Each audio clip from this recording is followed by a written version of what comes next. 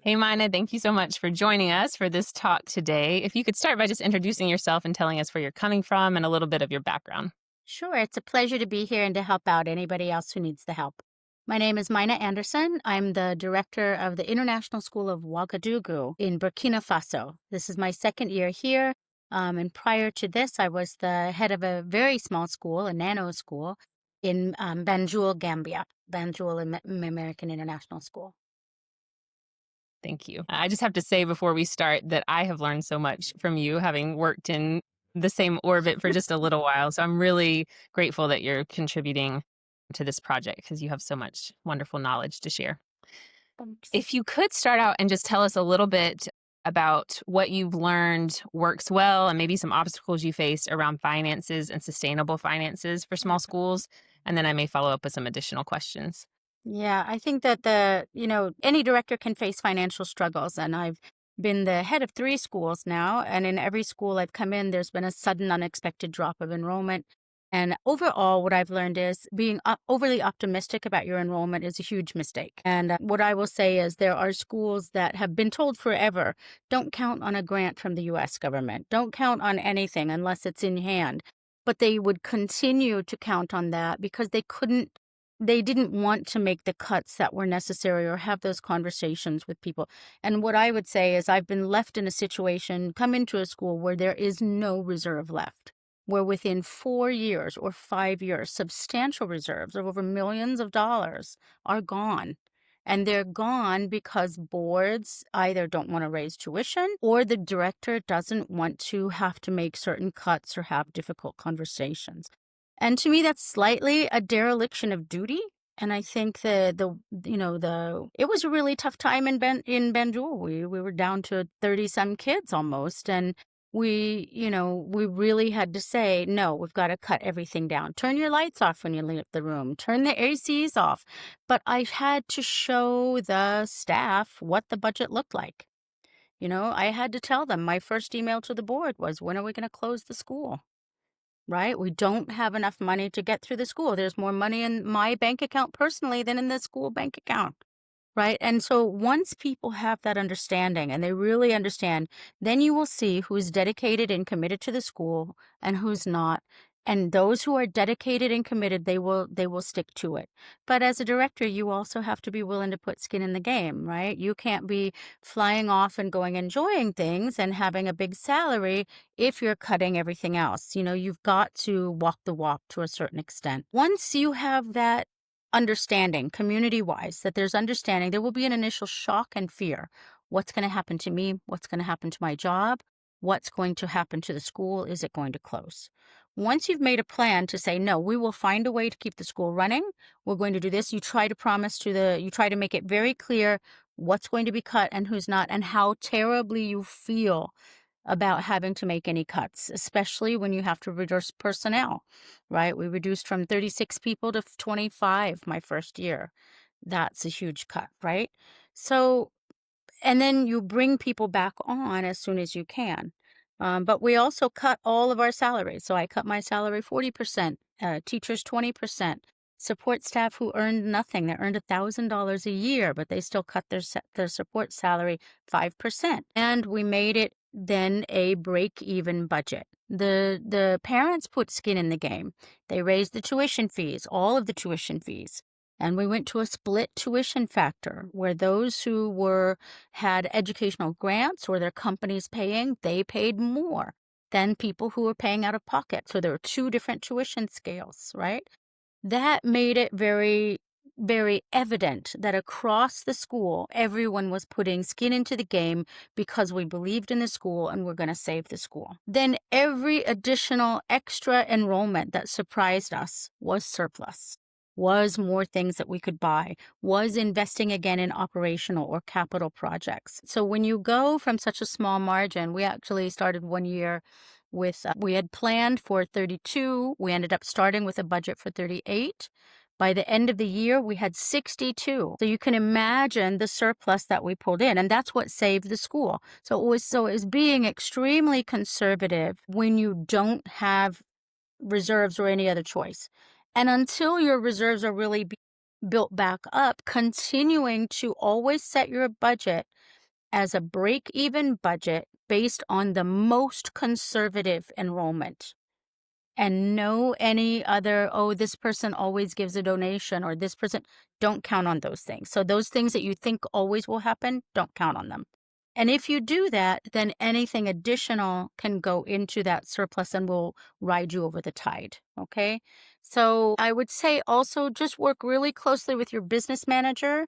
You've got to know day to day any, unforeseen maintenance repairs that have to happen, or, the lawnmower dies and suddenly you have to get that. And be really strict in ordering. I think a lot of us were very hands off in the ordering process, and we let people go on a site and order whatever they need to order.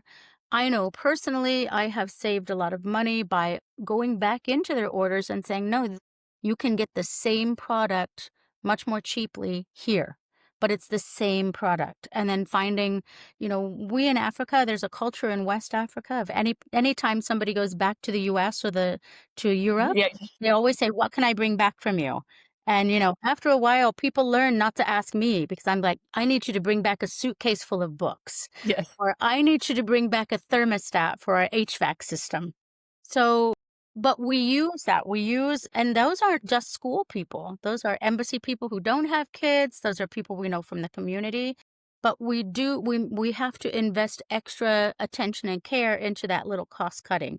until you get to a place where you can, be a little bit more affordable.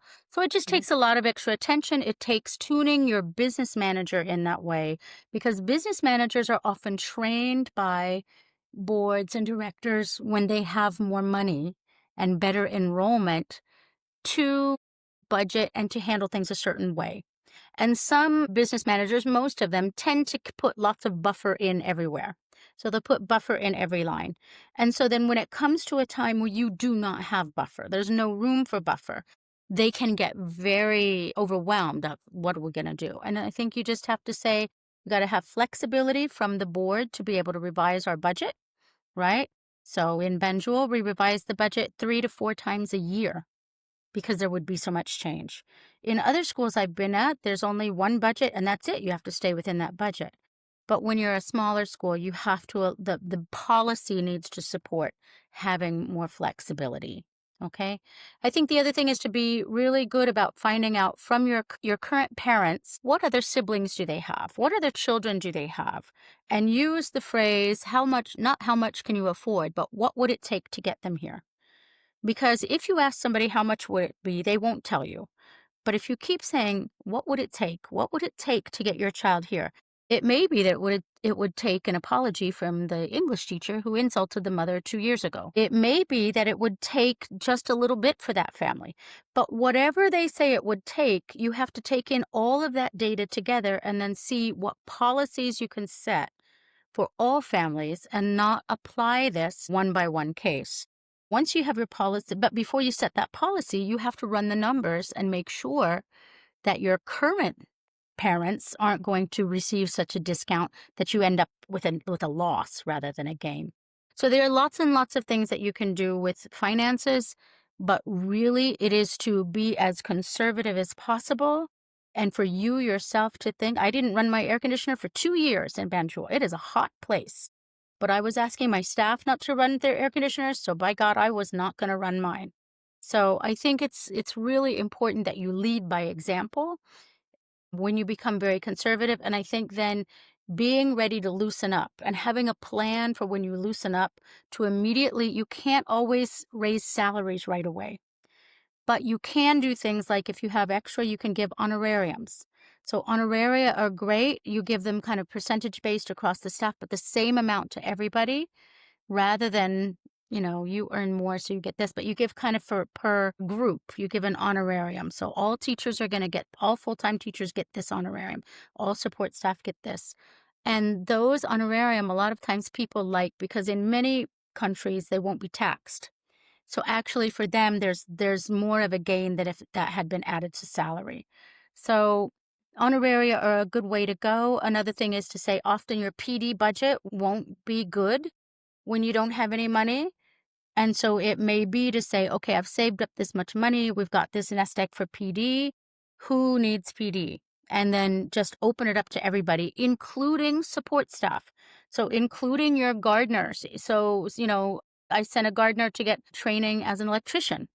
And I made him sign something that said he'd continue at school for 5 years, but I'm like, "Yeah, then he's an electrician, then I don't have to hire an electrician from outside." So you kind of use that professional development across your staff, not just with your faculty, and people really appreciate those little things. So just here, we're gonna train somebody to get his driver's license for a bus so that we'll have a backup bus driver. But for him, that's also if the school gets so small and I have to cut his position, he now has another marketable skill. So, always be thinking about all of your staff, not just your teachers in that regard. But more than anything, be very conservative. Don't overestimate your enrollments. We always set our budget with an Excel sheet that just says if the parents say, we don't know, we think we're coming back, but we're not sure, then maybe we put 25%.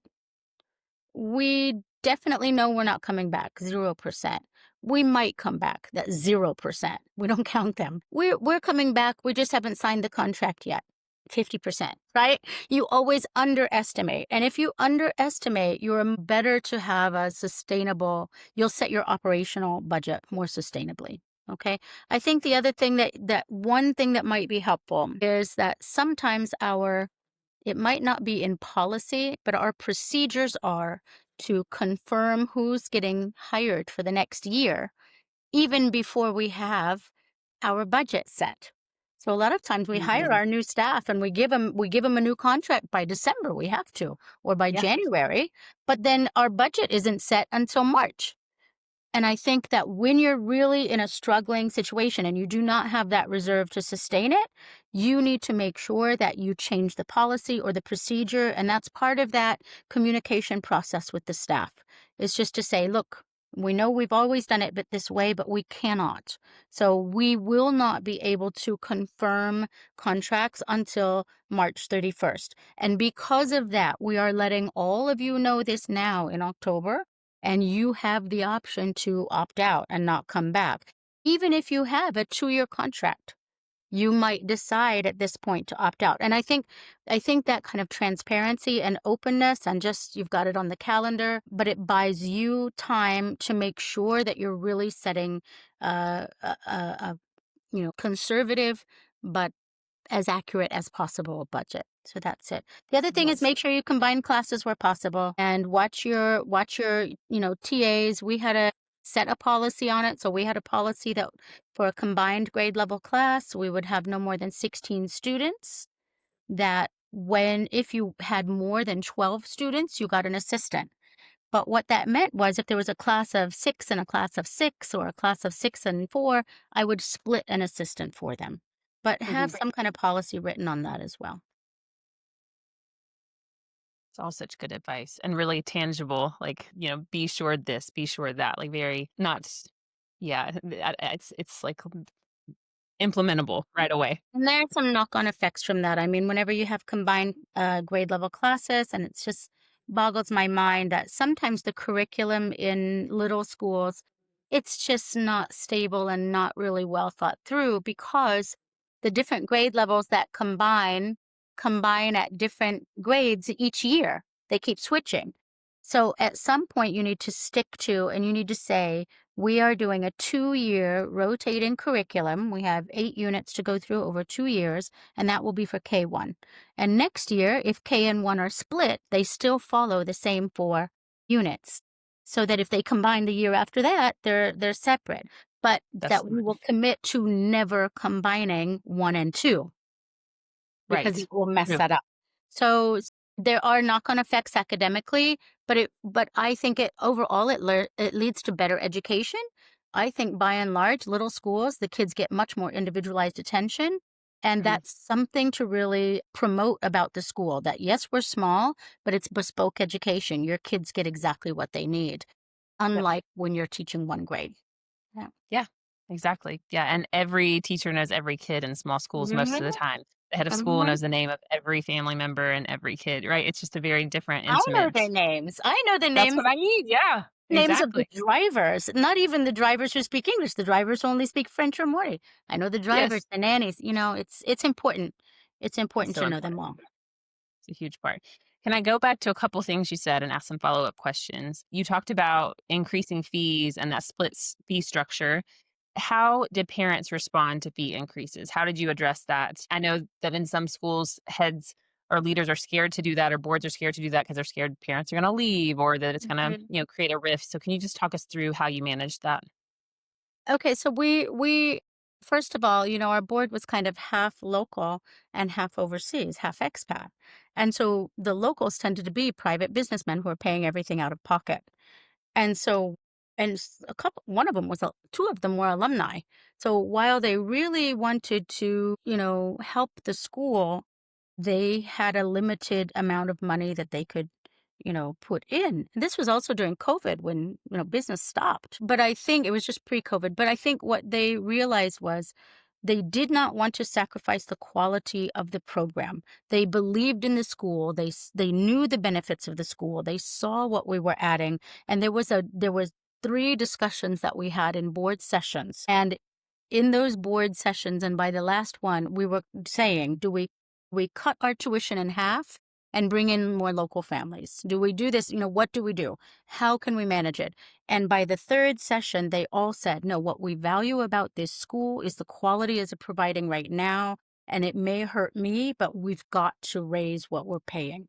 And I started comparing instead of comparing us to other little schools, I started comparing us to American School of London, to boarding schools in Switzerland, to, boarding schools in the US. I started showing them that there are people who are paying tuitions of $30,000, $40,000, right? And so when I stopped comparing us to other little struggling small schools, and I started saying, this is the cost of really good education. This is what you have to pay, then I think that helped them have better perspective. But it was embassy, EU, some UN people who said, "Look, we can pay more. Let us pay more." They were the ones. And so there was a 42% increase that year for those who were having, some support, employer assisted. And then the out of pocket people, I think the increase it ranged from 16% to 24%. But remember, they had not increased their tuition for 4 years before that. They were in a situation where the reserve was gone. This was either close the school or continue. So that kind of huge jump should not happen if you are budgeting more conservatively throughout and maintaining even a small reserve, right? They really put themselves in a pickle. And then after that, we set a financial plan, a 5-year strategic financial plan, and we just said, okay, based on enrollment for the past, or not enrollment, based on inflation for the past 15 years, what do we think we have? Okay. And we just kind of estimated an inflation rate. And this was done just by me and one board member. And neither of us were economists. We just sat down and kind of used common sense to figure these things out. Right? How many do we see growth? What growth? The growth was slow but steady over time. So we put that in there and hoped for the best. We started a high school program. We used to not have a high school program. We just let kids study online, right? And I said, no, we've got all these teachers who are teaching middle school. Let's put the high schoolers together in a class and give them a high school program. And we did. And that brought in 1 year, 8 students. Well, 8 may not sound like much, but when you're at 54, 8 is a lot. So I think you have to think about sometimes expanding in a nano way in nano schools. Sometimes that can tide you over. You just have to be very careful about the cost you're investing. You need to have some of those people already on staff. But it was the board who made that decision that was they wanted to increase the tuition that much because A, they wanted the school to survive, and B, they wanted to maintain the quality of the program. Right?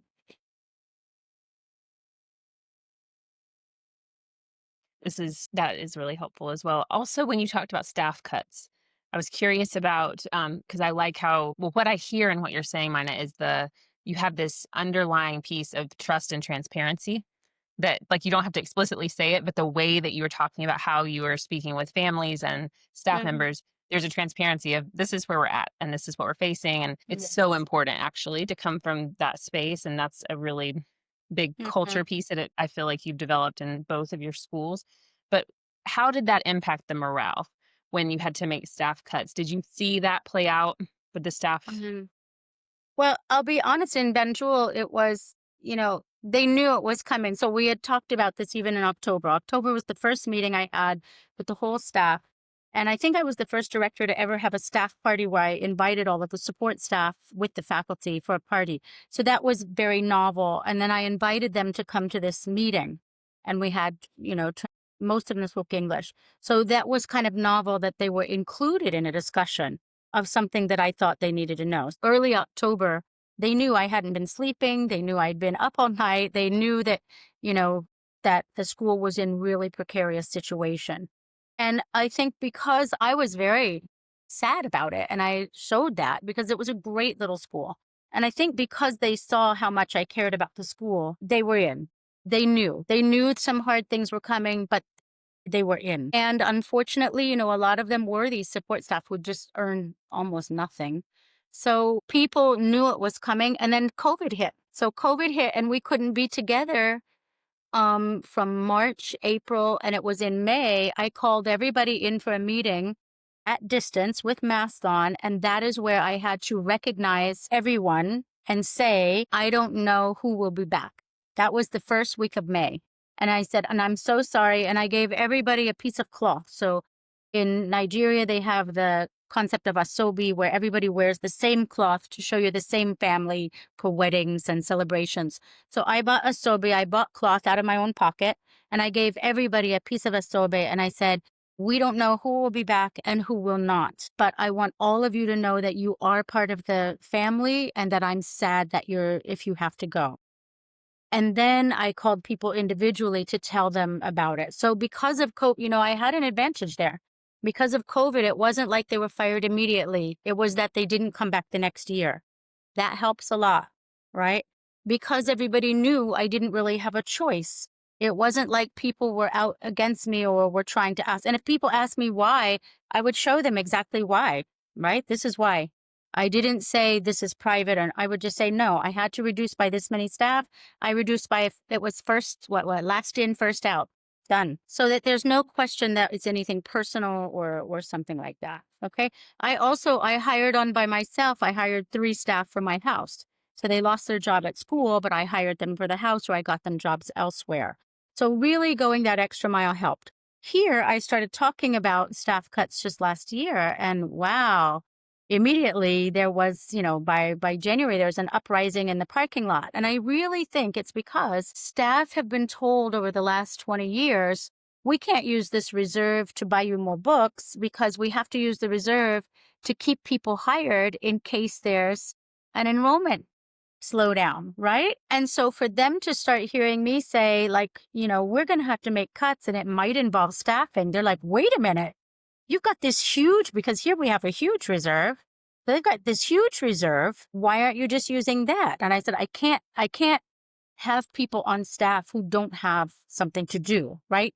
There has to be that. So it's the opposite situation. It's them still coming to terms with the idea that, the school is much smaller than it was 5 years ago. But because we have this reserve, they're like, well, just use that. Well, that reserve would be gone in 4 years, right? And I'll be right back where Banjul was when I arrived there. So it's really touchy because here it's French labor law. I can't just reduce staff. If I have to do a mass reduction in staff, I have to go through very legal procedure, legal steps. I have to work with the delegation. I make suggestions, they come back. I make suggestions on the severance package, they come back, right? So it's a much longer process. But, I think the mistake I had last year was it wasn't that not about that legal process. It was understanding that they were in a different mindset and they didn't understand why that sacrifice would be necessary, right? So, and I had a board chair who told me in French. She didn't speak English. I don't speak French, but we learned somehow. And she kept telling me, trop tôt, it's too soon, too soon. Like, like, the board will support the deficit with the reserve right now, but slow down. It's too fast. And the context of the country was really dicey too. This is a country where they're rising. There's a lot of national pride with the new president we have here. And it's about being Burkina. It's about not listening to your colonizers and not having white people tell you what to do. So all of these things, they have an impact on the climate, not even the culture of the staff, not even the history, but the current climate of how people are going to respond to a foreign head telling them what they think should happen. But there's no doubt here. I don't think anybody can doubt that all of that I arrive before everybody else, I leave after everybody else. That I have high standards, but that I work hard and I will work alongside you to get to those standards. That I see people, I know their names. I guarantee nobody knows everybody's name on the staff and their kids' names. So that I value them as people, but I hold them accountable, that I will take action when action is necessary, and that I'm going to be fair. And I think that was the wobble coming in as a new person. They weren't sure that it was going to be fair. Now I think they understand the situation better, and fingers crossed, we'll see how it goes forward. The board really wants to raise enrollment, and we're going to do everything we can to raise enrollment. And if it doesn't work, then we'll have to go the other way. But we'll do that next year. And that's what you can do if you've got a reserve, right? True. Yeah. So you came into the reserve I in came into the Burkina. reserve, yeah, because we had Fantastic. better times before and that reserve is Yep. there. That's great, right? Yep. So Absolutely. Talk to me a little bit about so when we're thinking about small schools sharing resources, what is your experience with sharing, for example, it could be virtual services or shared services with other schools, so like counseling, student support, professional development. Have you done any of that in either of your schools? oh gosh. Okay, so sharing human resources has always proven more difficult than we imagine. But I have, I've reached out to people and I've got an emergency. We don't have a special needs person and we've got a kid right now and we need to get somebody.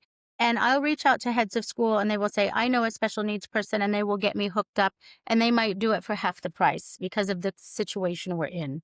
Okay. I had somebody that I had to I really wanted to get an ed psych done for, and the family was saying they could not afford even the online ed psychs that we had available. But one head said, well, my grandnephew is just doing his work right now at university, and they have to do a certain number of ed psychs for free as part of their university. So he's in Philadelphia, and they said, we're going to be in Philadelphia this summer, and they got it done for free.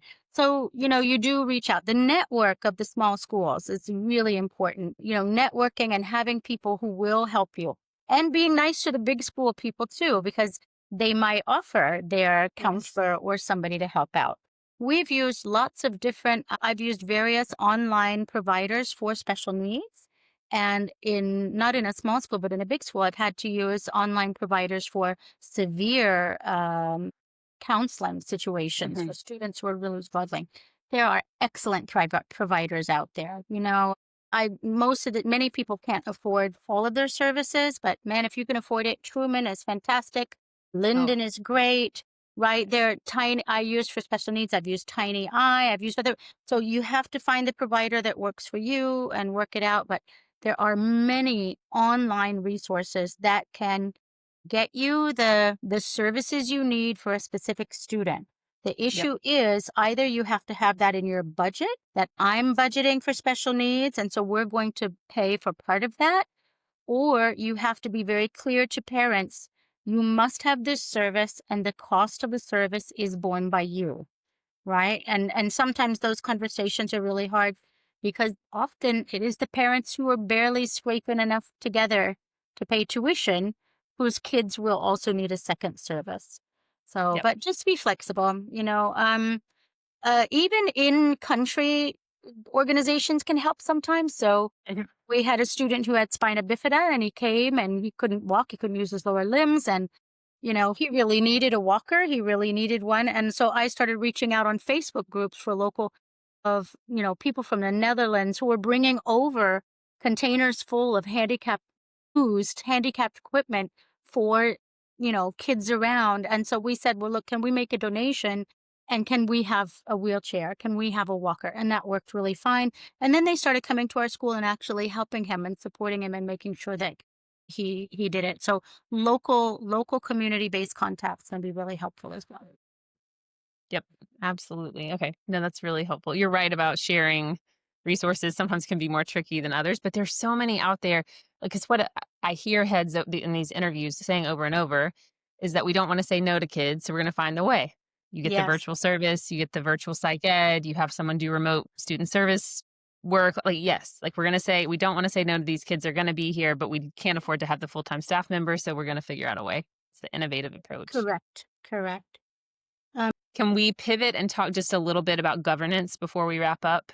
Sure. And just your experience as a small school head in multiple locations, Mhm. what your advice would be around your governance structure? And talk to us about the boards you worked with. Were they all parents or hybrid boards? Okay, so I've typically been in kind of American curriculum, international schools, IB schools. So, and I've been very lucky that when I first started, I was old when I was 40, over 40 when I first started studying administration. And the head of my school, Paul Poor in Harare, he said, "You're interested in this. Would you like to be on the board? Would you like to be, on a committee?" And he had me on the finance committee, and I learned so much, right? And normally you can't have somebody extraneous, but I learned there. And then I went to some actual board governance trainings to learn how to be a board governance trainer. So later, gosh, it was, 10 years later before I became a head, I had that experience. And I was in a school where they did board training twice a year in person. Right? And that Wow. Okay. Yes, yes. And it was an 11-member board, and they were from lots of different countries, Korea, Europe, whatever. But a lot of them were very busy and part of their own lives. And what I've learned is that when board members really have a very busy role, your board meetings will be very effective, short. They tend to be on track, okay? As long as everything in the community goes well, okay? When you come to a smaller school, so you might be in a small school that used to be big, and so the board is a little too big. And so you have to think about, we can't get numbers and have continuity because we keep the boards too big. So we keep ending up with some people who come on leave, come on leave. But most boards in small schools are going to turn over. They're going to be turnover. But look for ways to put into your board policy and into your bylaws, have to be changed sometimes, to make sure that there is continuity. So if you have something that says a board member, we had it in Benjul, it said a board member could only be on the board for one term and then they had to sit out and then they could come back for another term. And I'm like, that's terrible for continuity, right? I want people to be longer. So I highlighted that and we Of changed the course. board. Both boards that I've joined there and here, when I came in, they weren't having committee meetings, right? And I'm like, how can you, the board's work should be done in committee meetings. I was about to Those say, where does the work happen? Yes. Those meetings need to have agendas. They need to have minutes, and then the minutes need to be read by the rest of the board before the meeting, right? The board meeting. So, they just didn't understand that. And I think they, either because of COVID or, people who are new directors, just wasn't happening. So once you kind of can educate a board to say, this is what needs to happen, we need to set this up. And I always could use this. If we don't do this, we won't meet our standards for accreditation. And if we don't get accredited, then our kids can't go to universities. And That's then the right. board will go, oh, okay, well, then we have to do this. Even saying that, it still always took me a year to get that established. Okay. So people would say, yes, yes, yes, we'll have committees. And then literally my first year in Benjul, only one person ever showed up for one committee. The other committees, they didn't even show up to meetings. So, but by the second year, it was intact. Everybody came in and did Yeah. it. So I think, really having structures set up, we have something called a TOR, a terms of reference Yes. document for every committee that just says, this is our purpose. And we just pull that right out of bylaws and policy. But this is our purpose. This is the goals of the year for the board. And this is the one we're working on. And this is our plan for doing that.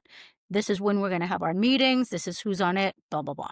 So just taking the time to set up that terms of reference for new board members, that's really instructive for them. Then they know what it is they have to do, where they're going, right? I spend hours It's like, I know there's a board secretary. Guess what?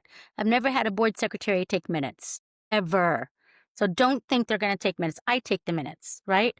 And I type them up and I said, oh, I took these minutes. And now if you have Zoom or you can record it and have it printed for you, that's helpful. But, Hmm. try to keep your minutes very, very concise, very bullet pointy, because members don't have time to read them, right? So keep them as short as possible, but clear. What was the discussion? What was the decision? What's the action that has to happen? So I think, if you understand you're going to have to, as the head, set up all of that stuff, that the board, they don't know what they're doing. Most of them have never been on a board before and they don't know what they're doing. And you just have to keep training them. So make sure you have annual training, somebody else is leading. And I have actually had people who I couldn't afford anybody. So I've had heads of schools, of other schools, who said, I'll come do it for you. Hmm. I'll have my training and I'll copy whatever they did and I will come do it for you. And I'll stay in your house, Myna. You just cover my flight. That's it. And that's how we've gotten the cheapest board training so far, except for online training. But I think more than anything, make sure that you're looking to and train your board to say, okay, we've got somebody left the board. We have to appoint someone to take their place. How many men do we have on our board? How many women do we have on our board? How many locals do we have? How many non-locals? How many here in Africa? How many white people do we have? How many non-white? Right? Hmm. How many people do we have in the business sector? How many people do we have in NGO development work? How many do we have in embassies? Do we have anybody who's medical or legal? And try to find the gaps. And then you as a director are going to, because a lot of parents, they don't know each other. So you as a Yeah. director are going to have to go through your records, make sure your admissions, when you're doing admissions, make sure you find out where everybody works, what their business is, what their expertise is, because then you may need to go and tap people to come and join the board. And, in almost every respect, in healthy boards, the board looks to me to ask whom to tap. I always try to give them 3 names. I always try to put that decision back to them because I don't ever want it to come back to people saying, oh, Myna chose them, right? Yes. It Yeah. has to be the board choice. That's your responsibility. But the work is going to have to be mine to get them those candidates and to tell them about those candidates for an appointment or for an election. So, but always, even if you really, really like somebody and you get along with them, if your board needs a lawyer and somebody who knows local law, and there's somebody who's a lawyer and they have to get that person, because ultimately a diverse board, a board that has a lot of expertise, they will add so much to your knowledge and your ability to administer what needs to happen and handle things. So diversity is key. Diversity and continuity as much as possible. We do have a limit in my current school of 6 years for board members. And I do think that sometimes having a limit is a good thing, because Hmm. if you get the wrong people in, you do want there to be an end. For sure. Yes. Yes. You're probably like, oh, I wish it was two. Oh, yeah, absolutely. Yep. Yeah.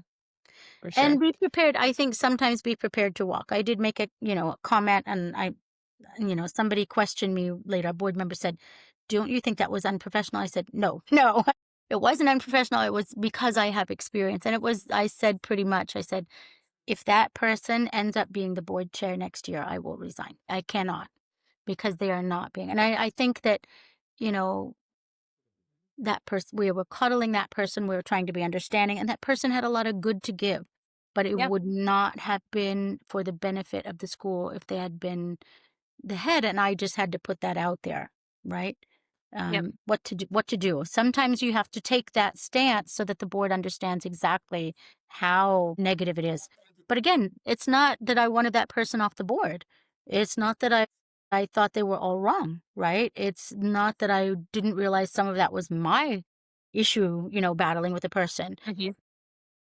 but it was the position of power I didn't think was the correct thing to work, especially if they were going to work with me.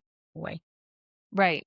And I mean, honestly, the board chair and the head is like one of the most important relationships in your school. Like, so Yes. if you see Yes. the writing on the wall that things are going to fall apart, yeah, I mean, of course, Yes. got to The advocate. best board chairs that I've had are people who drop their kids off at school every day, right? And so that every day I just see them for 5 minutes and we chat a little bit. And if there's something I need to catch them up on. We just do it then, and then they say, "Okay, bye." And then they also get to see that lovely drop-off time and get to see me Yes. interacting with people. So, it doesn't often happen, but, there are all there are great heads out there in equal number as bad heads. Just know that. And it's the same for board. There are equal number good chairs and equal number bad chairs. And Sure. you just have to smile till your lips bleed and be professional and know your policy manual. I have one on my bedside table. I have one next to my desk. I just keep it everywhere. Refer to policy, refer to policy, refer to policy. Don't make it up. Yep. Refer to policy, and that's all you can do, right? Why policies are so important because you can blame the paper, not a person. Yep. Like, Yep. "Oh, sorry, no, Absolutely. our handbook says this, our policy says that," like, outside Mhm. of governance, just in general in schools, if you can have your policies and Absolutely. handbooks all aligned, then you don't have to it doesn't get Yeah. personal. Yeah, that and I didn't have a policy manual when I arrived in Benjul. I had a 14-page little kind of title section, and we were revising the policy manual here last year, and there were, lots of tussles there with the thing, but it is a really important committee for the board. So I think a lot of Yes. people don't know what to do with a governance committee. This can be called trustee committee or governance committee. Sometimes it's policy committee. But really, you need to have a committee that every month is saying, "Hey, how was our board meeting last month? How well did it go? Did it seem like everybody was prepared? What do we need to tell people, right? Do we have a member who's missed a lot of meetings? Do we have a member who's just not making it? Okay, who's going to talk to them? Who's going to talk to them?" And I just noticed this policy doesn't align with this bylaw, or this policy seems outdated. I'm going to bring this to you and let's look at it. And we always look at policies twice unless it's an emergency. We look at it once, we think about it, we share it with the full board, and then we come back the next month, we revise it, and then we present it for adoption. Because if you'll find a lot of times you make little mistakes if you just adopt it right away. There are little Mhm. mistakes that happen in policy. So try to consider it with your policy committee twice before you approve, unless it's an urgent issue. It's good advice. Okay, Mina, is there anything else that you're like, we need to be sure that this is included? And of course, you can, any resources and things you can email as well. But is there anything else for this interview that you feel like we really need to be sure to have a discussion about? Oh gosh, there's so much more. I know, I know. I think you need a very understanding spouse and family if you have one. If you're the head of a small school That's true. and you're going to be there for the school, you're going to be working all day, most days, right? And if you can carve out your Sunday and whatever, that's fine. But you have to understand I teach, I coach, I run the musical. I'm there in the morning because I'm trying to get work done. My staff, I have an open door policy. So usually I don't get people out away from me until 5. And then I need a Yep. couple hours to do board work and to do things. And it's a Check your email. job, right? And check my email. And there are days when I haven't checked my email till 3 p.m. because I'm busy, right? Same. I remember And I'm that being like, oh, and I have 200. right. And I think that it's really understanding. I have a husband who is also a teacher and who respects the fact that I work this hard and that it's for me. I'm not just there to sit in the big chair or to have power. But even he complains about it. So, and we've been married a long time. So I Yeah, think you need to understand the impact that it can have on your partner and take that really seriously and carve out, time or systems where you can be there, especially if you have kids. But realize that if you are not there at showing people that you're going to put in the time, it will look very hypocritical if you're asking your staff to do that. So that's do right. be very cautious. The other thing I was going to say is, ASA and the ASA Small School Initiative for me have been just a godsend to have people big school directors don't get it. They don't get it. You have to talk to people who are in similar situations as you. Being able to talk to them just to share successes, and little successes, big successes, and also all of those crazy things we go through. I've seen people who've come up with interesting banking transaction supports from school to school, right? When my country suddenly shuts down the currency, how do I get this currency that I need? And we Yep. have found ways between schools to make that happen.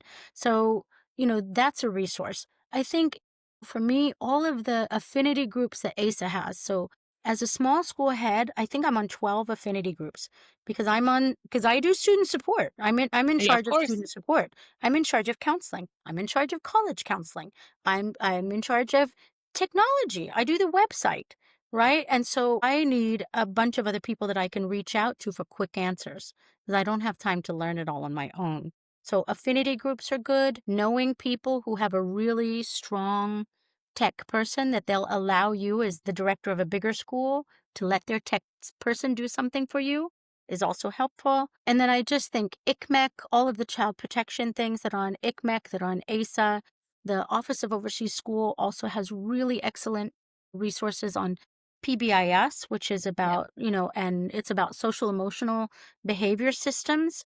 So they have full curricula that you can hand over to your teachers and say, we're going to do this to make sure that you're teaching social emotional needs when you don't have a teacher to lead that, that Mhm. you're making sure, how to do, if you need to develop your own individual learner profile document, you can reach out and people will give you a template. So those affinity groups and those groups in particular are priceless. I refer to them all the time. There's now the Global Safeguarding Collaborative, which is really Yes. Yeah. excellent. And you can write to them, right? If you're having something happen right then, you can write and people will give you good advice for how to handle child protection disclosures, situations like that, which is very helpful. So Child Safeguarding Collaborative, Global Safeguarding Collaborative, that's what it is. For recruitment, there are Facebook groups which really Mhm. work well for recruitment. Some of them are for 50s plus teachers, so you get experienced teachers who are looking for a decent school. Our school in Bentonville paid terribly. It was a horrible, that was all we could afford. It just is a horrible pay structure. Mhm. But people get to know you and what you're doing, and they will believe in your little school and they will come work for you for very little money if they know what you're about. So, Mhm. I couldn't afford to recruit. And that's how I did it, was just through Facebook and posting on the website and getting, people letting friends know, sending things out via Facebook. Hey, if you know a good teacher, send them my way. And you can do it very cheaply that way. So that's helpful. It's good advice. Thank you. Thank you No for all of this. problem. All Sorry. good. I have too much No, please. advice. I have too much No, advice, too many experiences. it's fantastic. No, it's really good. And then if people wanted to reach out to you with any follow-up questions, Oh, are you oh yeah. okay. All right. Absolutely. And I think my number is out there. Like if you Google me somehow, you're gonna find my WhatsApp number.